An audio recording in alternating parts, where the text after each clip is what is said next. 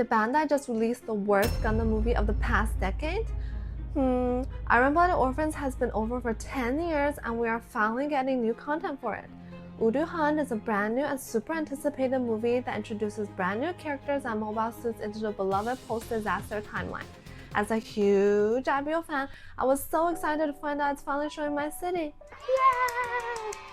In this video, I will cover everything you need to know before diving into this movie. However, before the movie is even out, there has been some rumblings and mixed opinions online. Are they legit complaints or is the movie actually a hidden gem? I bought the tickets, so you don't have to. And I'll answer a big question in this video: should you go watch the movie? Hi guys, Oki here. I'm on my way to watch the brand new Urdr Hunt movie, which finally came to my city. I'm really looking forward to this movie because it tells a brand new story set in the Iron Blooded universe, Iron Blooded Orphans universe, and features a brand new protagonist with Westerial. This movie also includes a short segment which features brand new footage of our favorite Tekken boys. It's been so long since I saw them in action, so I'm super excited to see them. Not only that, this movie is actually a two-part feature with the latter half being Endless Waltz for Gundam Wing. Even though I'm a huge fan of the Wing Zero, I've actually never had a chance to watch Endless Waltz, so this is a fantastic opportunity for me to not only see one of the coolest Gundam designs in action, but also to experience the movie as if it came out in the 1990s. See you guys there!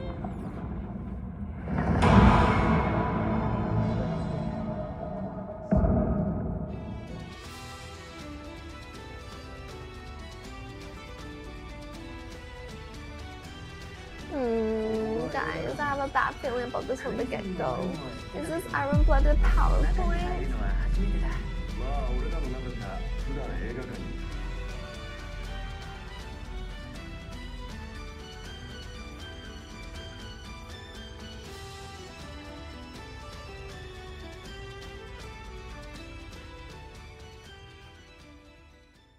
Hi guys, hi again. I just finished the movie. What an incredible 3 hours.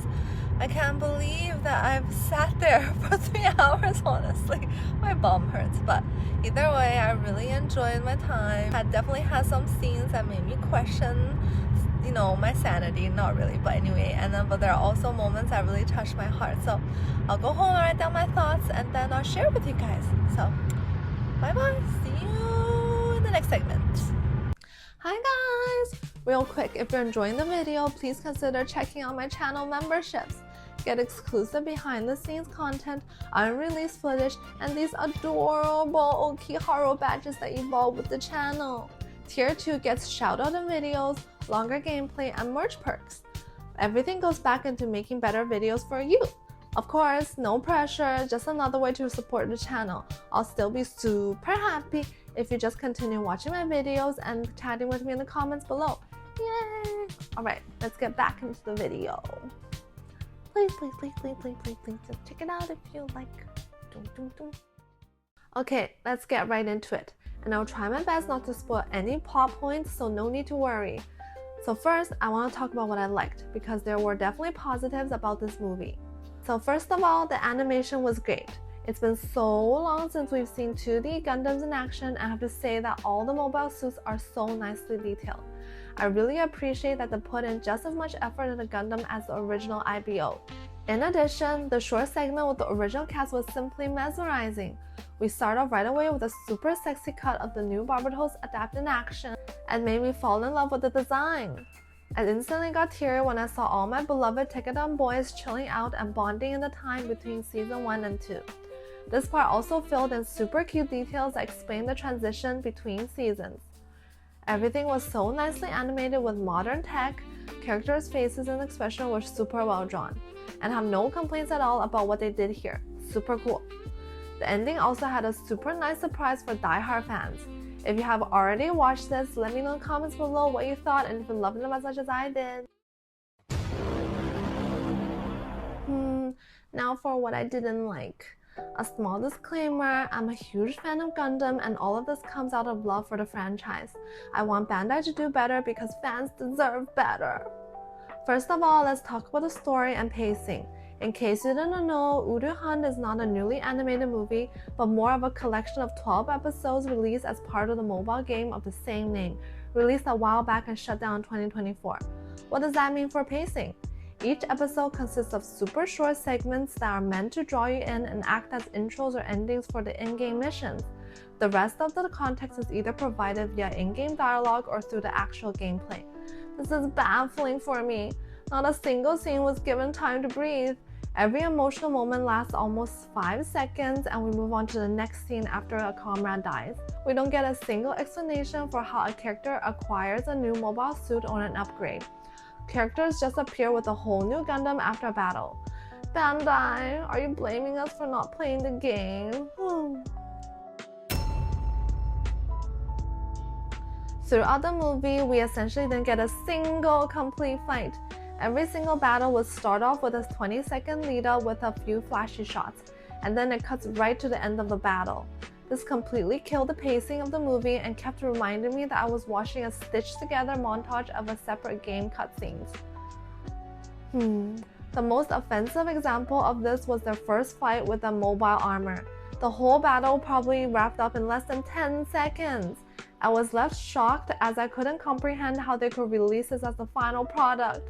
It was so obvious to everyone in the theater that the original game just had an intro for the fight and the rest was all gameplay.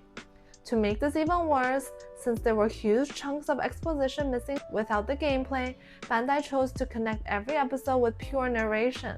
To be fair, there are allegedly a few new scenes to hold the story together, but from what I know, they are all just pure narration to make up for the poor pacing. Made me so mad. Yes, that's right. Chrono, the mysterious guy girl from the game, serves as a narrator throughout the movie. There are so many important shots that were never shown at all and were instead read out to us by her. I never played the game before, so this was so confusing to me, as new characters are introduced and glossed over in mere seconds, while important story beats are read out to us and concluded as soon as they began. If you're like me and going into this blind, you will be painfully reminded over and over again that this is supposed to be a gameplay happening in between scenes. Yet they're just narrated and glossed over, and in some cases, the movie just cuts to black and lets you use your own imagination to fill in the blanks. Did anyone have a different opinion about this? Let me know in the comments below. Remember when I said the animation was really nice? It was nice in the scenes that everything looked good and was on par with season 2 of IBO's TV run. However, it was animated for a mobile platform after all, and it simply wasn't meant for the big screen. This was the first modern anime movie where I visibly saw pixels on the giant movie screen and reminded me all the more that this was never meant to be in theaters. I could pick out 2 to 3 action scenes where all the budget went to, but even then those never lasted more than 30 seconds. Due to the pacing issues I brought up earlier. If the movie was put side by side with the likes of Hathaway and Seed Freedom, or even Awakening of the Trailblazer from almost 2 decades ago, it is simply not on par. Overall, it felt like I was watching a 1080p YouTube video being projected onto an 8K canvas, and I had to use my love for Gundam to accept it. I don't think I would be this forgiving for any other anime series, to be honest. So why am I complaining about this movie if the Tekadon portion was so good? Well, it was simply so damn short, at just around 15 minutes in runtime. Its noticeably higher quality only served to sort the pace that the previous portion left, and made me wish I was watching a full hour of Tekadon doing their thing instead of whatever Urdr Hunt was. It began as soon as it ended and left me wanting much more. You could say this was a good thing, but not when 90% of the movie was unwatchable. It's hard to talk about this part without spoiling anything, but let me try. If I can sum it up in one sentence, it would be, the real Urdr Hunt was the friends we made along the way. Yes guys, without going into details, the ending was super vague and ambiguous and we don't really get a real conclusion. While some of you might think this is a good thing, there will likely never be a Urdr Hunt sequel, so what's the point? It honestly felt like a lazy way to conclude the story without tying up any loose ends. We didn't even see what happened to any other characters aside from 2 to 3 of the main cast. Also, the climax of the movie was supposed to be emotional and touching, but my theater actually bursted out laughing. Imagine this. You're sitting in the theater, an hour into the movie, the music is swelling, and you're hitting that emotional climax. And bam! It just abruptly ends because they needed to wrap it up quickly. The whole theater starts laughing at how ridiculous and convenient the heroes got their win, and the credits starts rolling right after the abrupt victory. So weird. So guys, let's answer the big question in the room. Is this movie just a lazy cash grab by Bandai? Yes and no. The Urdr Hunt portion of the experience was definitely a dud for me, while the Tekadon add-on was amazing. I felt Bandai themselves knew nobody would be satisfied with the movie, which is why they tacked on Endless Waltz as an apology. Not sure if I accept their apology, to be honest. Like, sorry about Urdr Hunt, guys. Here's a real Gundam movie for you to watch afterwards. So lame. I can guarantee that 95% of you will be disappointed with the movie, while the remaining 5% already played the game and know the story well, so you might actually enjoy the experience. But at that point, you're just playing to rewatch the same cutscenes you've already seen on your phone, so This movie reminds me so much of Twilight Axis. Am I the only one here who knows what this is? The project also had everyone hyped, but the final result was an astounding meh. It also ended up being an incoherent compilation of random scenes with little context and an abrupt ending, made solely for Bandai to promote the light novel they were working on. Well, what's my verdict? If you're not a huge IBO fan, save your money and wait for this movie to come to streaming. If you must watch this movie in theaters, then pull up the Gundam wiki and do your research on every character and plot point before diving in, or else you'll be thoroughly confused. So thank you guys so much for listening to me rant this long. If you have heard all of this and still want to watch it, then congratulations, you're just like me. All the bad rumors I heard couldn't hold back my love for the franchise, which is why I bought the ticket to watch it in theaters. Whether you agree or disagree with my points, I want to hear all your thoughts on this movie and what your experience was like. If you're here for TCG content, I am working on a spicy blurple deck list for NTC4, which I hope to share with you soon. Please look forward to it. Please check out the channel membership if you have the chance, and I'll see you guys in the next video. Bye bye.